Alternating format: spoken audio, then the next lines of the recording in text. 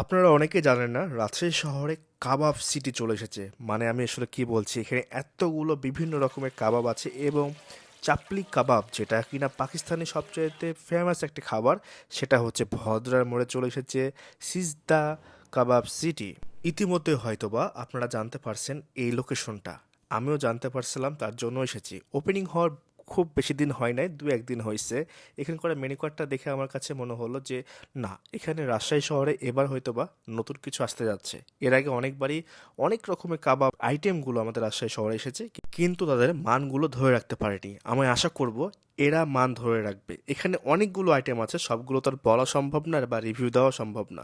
তবে আমরা যে কারণে গিয়েছিলাম সেটা হচ্ছে মেনলি হলো চাপলি কাবাব, যেটা 150 টাকায় বিফ চাপলি কাবাব অ্যাকচুয়ালি।